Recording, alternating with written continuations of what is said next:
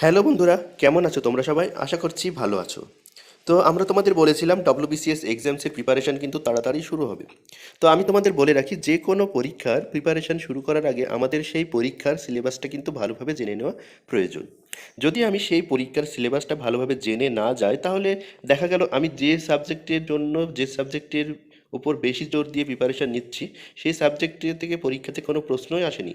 তারপরে দেখা গেল আমি বাড়িতে এসে সেই পরীক্ষার সিলেবাস তারপরে ডাউনলোড করলাম এবং দেখলাম যে সেই সাবজেক্টটা সেই পরীক্ষাতে ছিলই না। তাহলে আমাদের অবশ্যই খারাপ লাগবে। তো আমরা সেই জন্য প্রিপারেশন শুরু করার আগেই সাবজেক্ট কী কী সাবজেক্ট আছে এবং তার সিলেবাসটা কিন্তু আমরা দেখে নিয়ে যাব যে ডব্লিউবিসিএস পরীক্ষাতে কী কী সিলেবাস আছে। ওকে। তো এখানে আমি তোমাদের সামনে একটি পিডিএফ তুলে ধরেছি, যেখানে 55টি পেজ আছে। সব পেজ আমাদের প্রয়োজন নেই। প্রথম 3টি পেজ যদি আমরা প্রিন্ট আউট বের করি, তাহলে কিন্তু আমাদের ডব্লিউবিসিএস এক্সামসের মোটামুটিভাবে সিলেবাসটা আমাদের জানা হয়ে যাবে। পরবর্তী পেজগুলোতে শুধু অপশনাল পেপারের কোন অপশনাল পেপার থেকে কী কী সিলেবাস আছে সেটা দেওয়া আছে। তো এখনই আমরা অপশনাল পেপারের প্রিপারেশন শুরু করছি না, সেহেতু আমাদের কিন্তু এখন প্রয়োজন নেই। আমরা শুধুমাত্র ডব্লিউবিসিএস এর প্রিলিমিনারি এবং মেন্স এক্সামসে কোন কোন সাবজেক্ট আছে এবং সেই সাবজেক্টের সিলেবাসগুলো একটু দেখে নেব। ঠিক আছে? তো এটা ডব্লিউবিপিএসসির অফিসিয়াল ওয়েবসাইট থেকে ডাউনলোড করা সিলেবাস আমি তোমাদের এখানে দেখাচ্ছি। তো এখানে ডব্লিউবিসিএস পরীক্ষাতে 3টে পরীক্ষা হয়, 3টে ধাপের পরীক্ষা।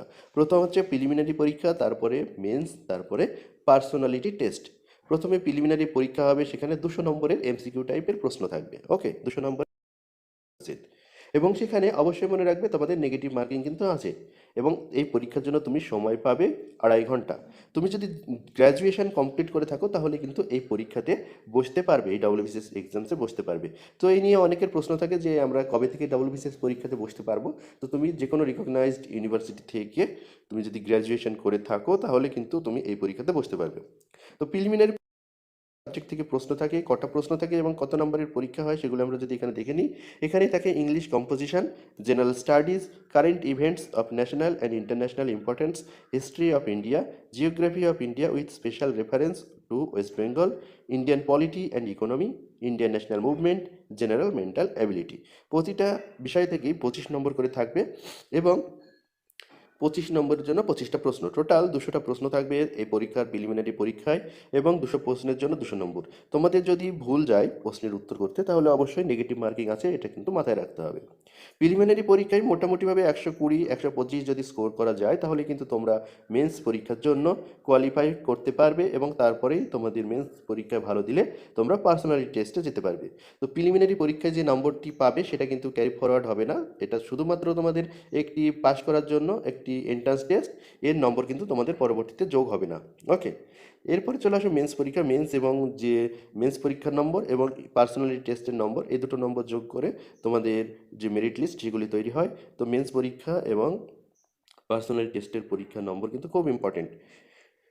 তো এখানে মেন্স পরীক্ষাতে তোমাদের আছে টোটাল 6টা পেপার। প্রথম পেপার হচ্ছে, প্রথম দুটো পেপার যেগুলি হচ্ছে বাংলা এবং ইংলিশ, এগুলি তোমাদের লিখতে হবে কনভেনশনাল টাইপের, অর্থাৎ ডেসক্রিপটিভ টাইপের। এবং পেপার 3, 4, 5, 6 এগুলি আছে, এগুলি হচ্ছে তোমাদের এমসিকিউ টাইপের প্রশ্ন এগুলিতে কিন্তু হয়। ওকে। তো প্রথম পেপার যেটা হচ্ছে বাংলা, সেখানে তোমাদের কী কী করতে হবে? বাংলাতে তোমাদের লেটার রাইটিং অথবা ড্রাফটিং রিপোর্ট। লেটার যদি লেখো তাহলে 150 ওয়ার্ডের, ড্রাফটিং রিপোর্ট করলে 200 ওয়ার্ডের মধ্যে। ওয়ার্ডের কিন্তু লিমিট আছে। এরপরে দেখো প্রেসি রাইটিং, আর তার সঙ্গে composition and translation from English থেকে বেঙ্গলি বা হিন্দি বা উর্দু, নেপালি, সাঁওতালি, যে ভাষায় তুমি পরীক্ষাটা দিতে চাও সেই ভাষায় তোমাকে কিন্তু ট্রান্সলেশন করতে হবে। ওকে। এরপর দেখে নাও পেপার 2। পেপার 2তে তোমার ইংলিশ লেটার রাইটিং 150 ওয়ার্ড, এখানে বাংলায় যেমন ছিল সেম। ড্রাফটিং রিপোর্ট করলে 200 word. Precis writing, composition and translation from Bengali to Hindi, Urdu, Bengali, যে কোনো বিষয় করতে পারে, ইংলিশ থেকে বেঙ্গলি, হিন্দি, উর্দু যে কোনো বিষয় করতে হবে, মানে যেটা তুমি পরীক্ষা দিতে চাও যে ল্যাঙ্গুয়েজে। ওকে। এরপরে পেপার 3। পেপার 3তে তোমাদের আসছে জেনারেল স্টাডিজ অন, যেখানে থাকবে হিস্ট্রি থেকে 100টি প্রশ্ন থাকবে এবং জিওগ্রাফি থেকে 100টি প্রশ্ন থাকবে। জিওগ্রাফি বলতে ইন্ডিয়ান জিওগ্রাফি অ্যান্ড তার সঙ্গে সঙ্গে ওয়েস্ট বেঙ্গল জিওগ্রাফিও কিন্তু ইম্পর্টেন্ট। ওকে। এরপরে আসছে পেপার 3। পেপার 3তে থাকবে জেনারেল স্টাডিজ 2। জেনারেল স্টাডিজ 2 এর মধ্যে কী থাকছে? সায়েন্স থাকবে এবং সম্বন্ধে প্রশ্ন থাকতে পারে। এছাড়াও পরিবেশ সম্বন্ধে থাকবে, এনভায়রনমেন্ট, তার সঙ্গে জেনারেল নলেজ এবং কারেন্ট অ্যাফেয়ার্স। ঠিক আছে, এই সকল বিষয়গুলি কিন্তু তোমাদের থাকছে জেনারেল স্টাডিজ 2-তে। এরপরে আসছে পেপার 4 তোমাদের এখানে আসবে ইন্ডিয়ান কনস্টিটিউশন থেকে এবং ইন্ডিয়ান ইকোনমি থেকে। ইন্ডিয়ান কনস্টিটিউশন থেকে 100 নম্বরের প্রশ্ন থাকবে। ইন্ডিয়ান ইকোনমি অ্যান্ড রিজার্ভ ব্যাংকের রোল এ থেকে 100 নম্বরের 100টা প্রশ্ন থাকবে। এরপর আসছে পেপার 6 যেখানে থাকবে mathematics, arithmetic and reasoning. Arithmetic থেকে 100 এবং রিজনিং থেকে 100 নম্বরের কিন্তু 100 নম্বরের কিন্তু তোমাদের প্রশ্ন আসবে। এরপরে যারা গ্রুপ এ এবং বি এর জন্য পরীক্ষা দেবে তাদের এখানে টোটাল 37টা সাবজেক্ট দেওয়া আছে, সাবজেক্টের কোড পাশাপাশি দেওয়া আছে, দেখে নাও। এই সাবজেক্টগুলি কিন্তু তোমাদের পরীক্ষা যখন ফর্ম ফিল আপ হবে প্রথম, সেই ফর্ম ফিল আপের সময় কিন্তু প্রিলিমিনারি পরীক্ষার আগেই যখন ফর্ম ফিল আপটা হবে, প্রথম WBCS ফর্ম ফিল আপ, তখনই কিন্তু তোমাকে অপশনাল পেপারটি, এই 37টা পেপারের মধ্যে থেকে তোমরা তোমাদের পছন্দ মতো একটা সাবজেক্ট এবং তার কোডটা এখানে দেখে চুজ করে সেখানে বসিয়ে দিবে। ওকে, এবার আমি এই যে সাবজেক্টের পুরো ডিটেলসে আমি যাচ্ছি না, কোন সাবজেক্ট থেকে কোন কোন বিষয়ের ওপর তুমি বেশি নজর দেবে সে বা কোন কোন সাবজেক্টে কোন কোন বিষয় বেশি পড়তে হবে সেই বিষয়গুলি আমি পরবর্তীতে আলোচনা করব, কারণ এখন যদি আলোচনা করতে চাই তাহলে ভিডিওটি অনেক লেন্দি হয়ে যাবে। তো আমরা এখন আলোচনা করব না, আমরা পরবর্তীতে আলোচনা করে নেব এবং প্রিপারেশন আমাদের শুরু হবে। তো এখানে 6 নম্বর পয়েন্টটা তোমরা যদি দেখে নাও, 6 নম্বর পয়েন্টে কী বলছে, গ্রুপ এ এবং বি পোস্টের জন্য তোমাকে কিন্তু 6টা কম্পালসারি পেপার দিতে হবে, তার সঙ্গে অপশনাল পেপার দিতে হবে। অপশনাল সাবজেক্টে কিন্তু 2টো পেপার হবে। ওকে, এই গ্রুপ সি এবং ডি এর জন্য শুধুমাত্র কম্পালসারি পেপার। ওকে, এই বিষয়টা কিন্তু তোমাদের মাথায় রাখতে হবে। এরপরে আসছে পার্সোনালিটি টেস্ট। পার্সোনালিটি টেস্টের নম্বর যে ডিভিশন সেটা আমি তোমাদের এখানে দেখিয়ে দিই। ঠিক আছে, দেখে নাও, গ্রুপ এ এবং বি এর জন্য তোমার 200 নম্বরের পার্সোনালিটি টেস্ট, গ্রুপ সি এর জন্য 150 নম্বরের এবং গ্রুপ ডি এর জন্য 100 নম্বরের পার্সোনালিটি টেস্ট কিন্তু তোমাদের এখানে হবে। তো যদি টোটাল মার্কস ডিভিশন দেখে নাও WBCS মেন্স এক্সামসের জন্য, তাহলে তোমরা এখানে দেখতে পারবে বেঙ্গলির জন্য গ্রুপ এ, এখানে আমি দেখে নিই গ্রুপ সি এবং গ্রুপ ডি।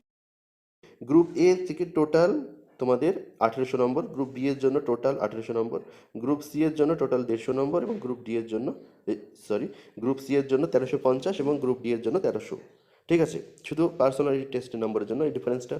এবার দেখে নাও, গ্রুপ এ যদি তুমি পরীক্ষা দাও তাহলে তোমাকে কিন্তু এই প্রথম 6টি কম্পালসারি পেপার দিতে হচ্ছে, তার সঙ্গে তোমার অপশনাল পেপারটি কিন্তু দিতে হবে গ্রুপ এ এবং বি এর জন্য, যেখানে দেখে নাও 400 করে নম্বর আছে, এখানে 400 নম্বর, এখানে 400 নম্বর।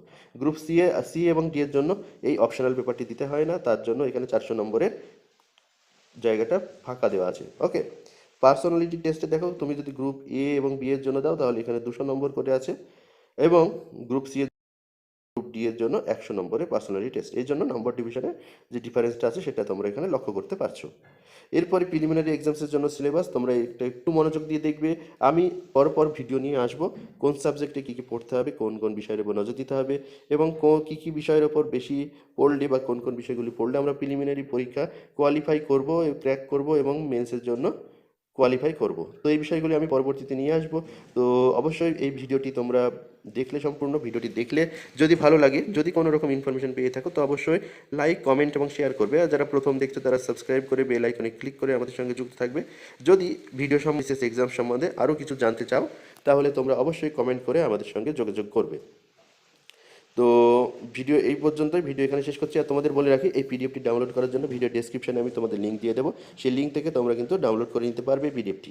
তো চলো, ভিডিওটি এখানে শেষ করছি, পরবর্তীতে আবার দেখা হবে নতুন ভিডিওর সঙ্গে। ততক্ষণ ভালো থেকো, সুস্থ থেকো আর আমাদের সঙ্গে যুক্ত থেকো। ধন্যবাদ।